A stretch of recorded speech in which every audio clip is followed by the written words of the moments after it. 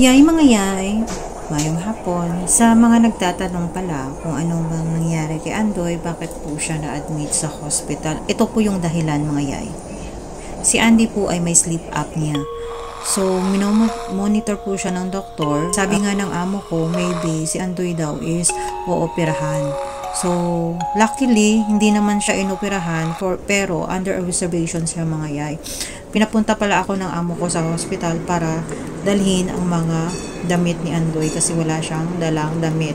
After school kasi namin, diretso kami sa hospital kasi nakalimutan ng amo ko na may appointment pala ngayon si Andoy for admission. So, pumunta ako dito sa Chunmon Hospital, mga yay.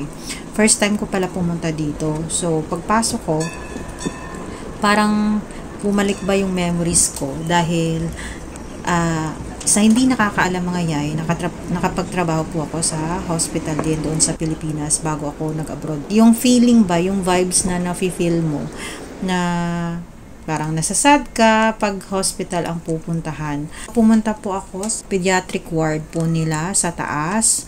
Umakyat po ako ng 6th floor.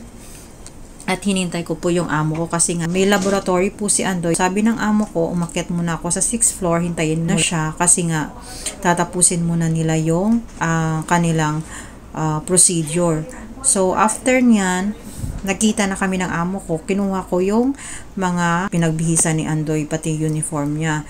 Si Andoy is nahihiya mga yan, hindi ko na siya binidyo kasi nga nakapajama siya, naka-hospital robe siya.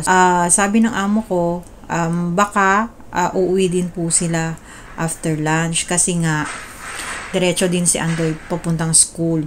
Sabi ko nga, grabe, na hospital go to school agad siya. Sabi niya, okay naman daw po yung result ng test ni Andoy. Chinek yung sleeping routine niya, yung kung nagsusnore po siya, na kung malakas pa po siyang humilik.